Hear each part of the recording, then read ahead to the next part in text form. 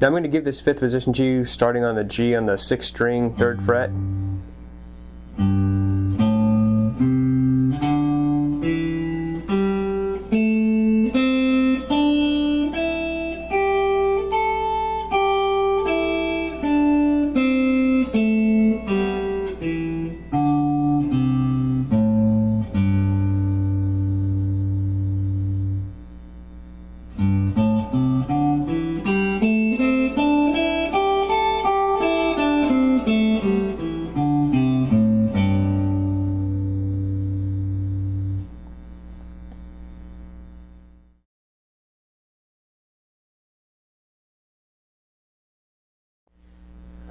Okay, now what I want to do is let's talk about some theory.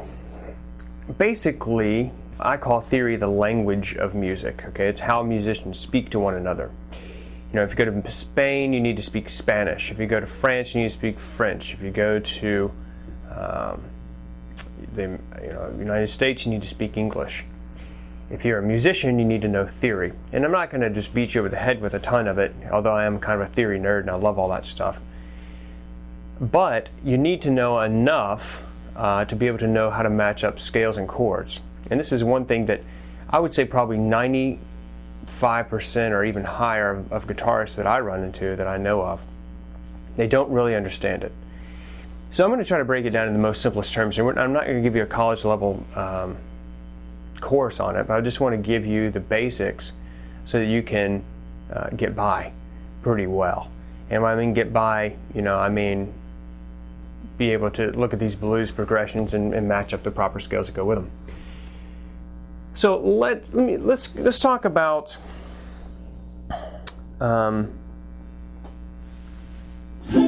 what happens when you play this. I gave you the pentatonic minor in all of its positions. So now what I want to do is give you a chord progression, like a 12-bar blues that goes with that.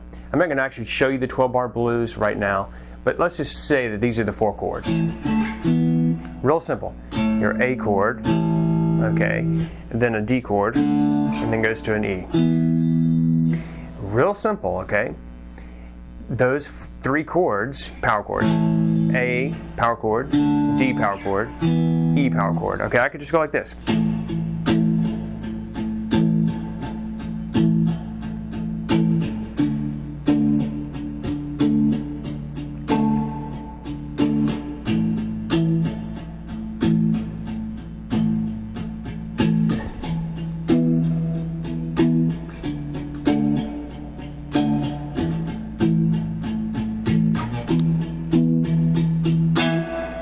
Okay, 12-bar blues, simple.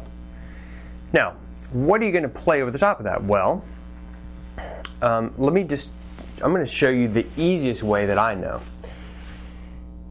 What you need to do is determine what key you're in. Okay, and in a classic 12-bar blues, you're playing the 1 chord, the 4 chord, and the 5 chord. Okay, and how you play the rhythm and whether you do chord substitutions and all that stuff is irrelevant. The fact that the main chords that are diatonically correct are 1, 4, and 5. They're in the same key. They're the 1 chord, a chord built on the first note of the scale. The 4 chord is the chord that's built on the 4th note of the scale. And then the 5 chord is the chord that's built on the 5th note of the scale. So that's why I have that 1, 4, 5 thing I was doing right there. Well, what I would do is I'd say, gee, you know what? I'm in the key of A. Why? Because I know what the 1 chord is. If you know what the 1 chord is, you're set. You're home free. Because the 1 chord tells you what key you're in. So if you're starting on A, that tells you you're in the key of A. Okay? Now, and this is, there's exceptions to all this stuff, and I'm trying to give you the basics so you can get started, okay? So, this A here goes to the D, which is 4. A is 1, and then the E is 5, and then back to D, and any combination of that stuff, and how you do the rhythms is all up to you. But here's what you're going to do. What you want to do is you want to find, when you're doing that 12-bar blues, where you're playing with a keyboardist and a bass player, and you say, look, we're doing a 12-bar blues in what key? Oh, we're doing a 12-bar blues in the key of A. Okay, great. So what that tells you is you use that A minor pentatonic over all of the chords. So if the guy's going like this, you could go like, right? When he goes to the D chord, you think you can play that same lick over that chord?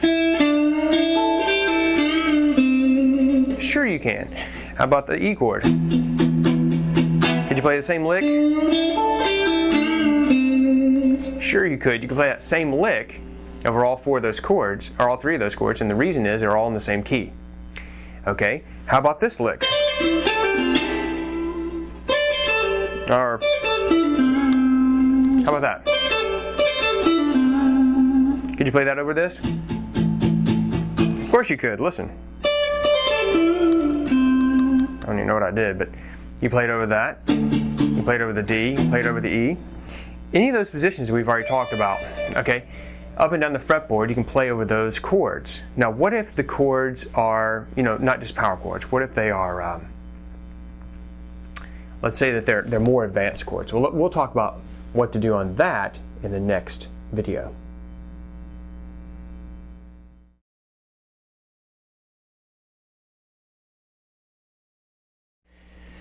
Okay, let's talk about what happens if you even have a minor seventh chord. Okay, so instead of this dominant seventh, I'm playing a minor seventh. Okay, how about instead of a D dominant seven, I have a D minor seven. How about instead of E dominant seven, I have an E minor seven. So the chord progression will sound like this.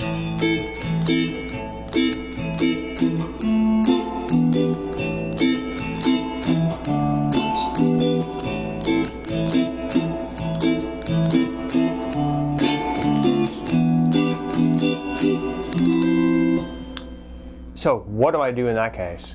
Do I try to change chords, try to change scales on every one of those chords? Absolutely not, because they all come from the A minor scale. So you can use that A minor pentatonic over the entire thing.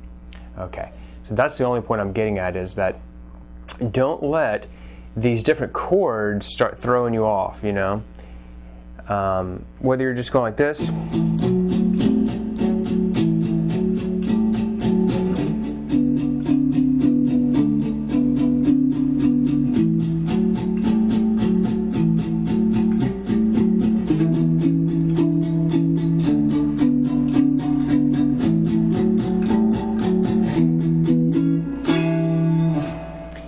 if you're doing that little thing, cool, man. Just play the A minor pentatonic. Why? Because the chords are basically, well, not basically, they are. They come from a 1, 4, and a 5. Okay, that 1, 4, 5 is like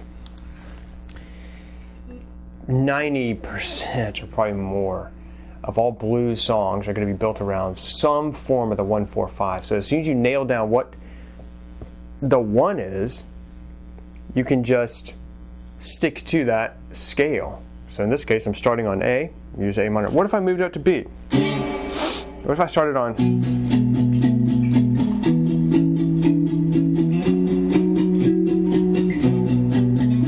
Whoops.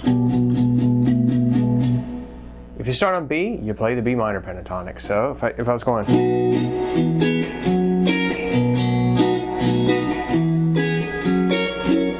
I'm still in B. To just play the B minor pentatonic.